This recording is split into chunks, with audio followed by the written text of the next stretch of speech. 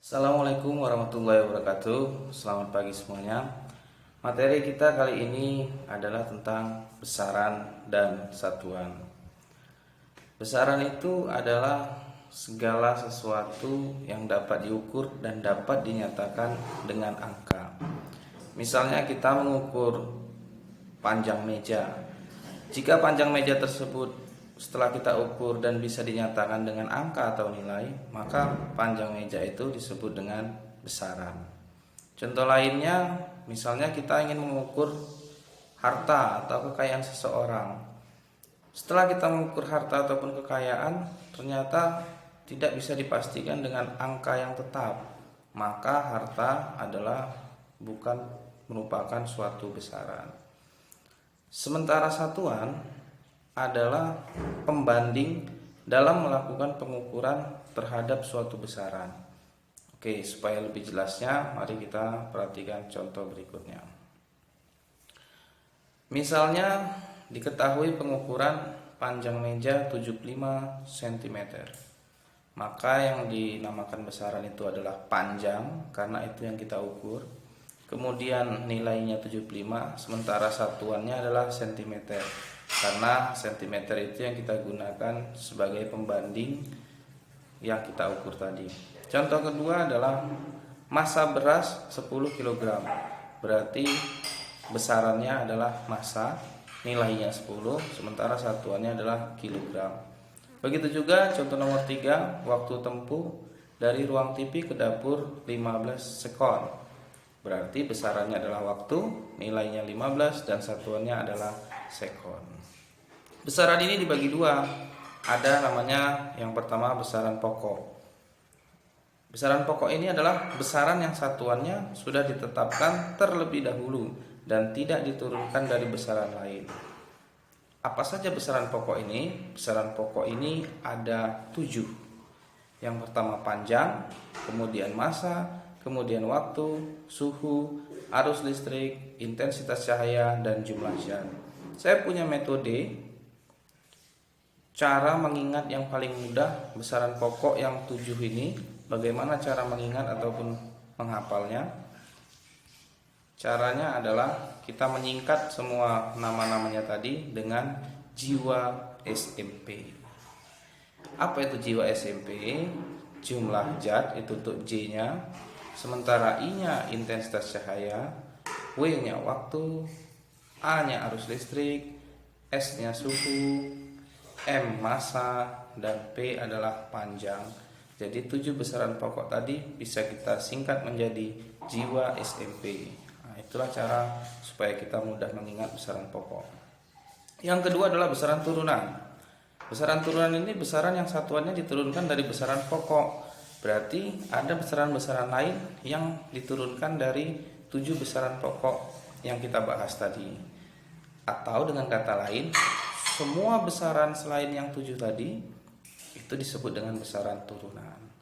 Kita ambil saja contohnya, misalnya luas. Luas ini didapat dari panjang kali lebar.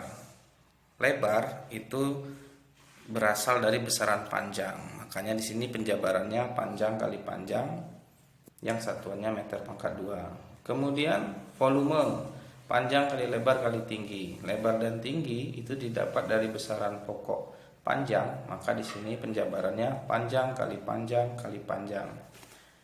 Kemudian massa jenis. Massa jenis ini didapat dari massa dibagi volume. Massa tadi berasal dari besaran pokok, volume itu berasal dari besaran turunan yang diturunkan dari besaran pokok. Di contoh nomor 2 di atas. Begitu juga dengan kecepatan dan percepatan. Jadi supaya lebih mudah mengingatnya, selain 7 besaran tadi yang kita singkat menjadi jiwa SMP, semuanya itu adalah besaran turunan. Mengkonversi satuan panjang, luas, dan volume. Ini mungkin sudah pernah dipelajari sebelumnya. Ada namanya tangga ukur, mulai dari kilometer, hektometer, sampai ke milimeter. Jika turun maka dikali 10, jika naik maka dibagi 10. Untuk konversi luas, bedanya hanya ada pangkat 2-nya saja. Sementara urutannya tetap sama dari kilometer, hektometer, sampai milimeter. Ini jika turun satu tangga dikali 100 karena ada pangkat 2-nya. Kemudian kalau naik maka dibagi 100. Nah, ini adalah tangga konversi luas. Selanjutnya ada tangga konversi volume. Bedanya hanya di pangkatnya saja. Kalau tadi pangkat 2, ini adalah pangkat 3. Maka setiap turun dia harus dikali 1000, setiap naik dia harus dibagi 1000. Turun dikali 1000, naik dibagi 1000. Supaya lebih mudah kita contoh. Nyatakan jarak 2000 meter dalam sentimeter. Melalui tangga ukur tadi dari meter ke sentimeter itu jelas tangganya turun. Tangganya itu turun 2 tangga. Karena tidak ada pangkat, maka setiap turun 1 tangga dikali 10, turun 2 tangga berarti dikali 100. Maka 2000 dikali 100 sama dengan 200.000 cm.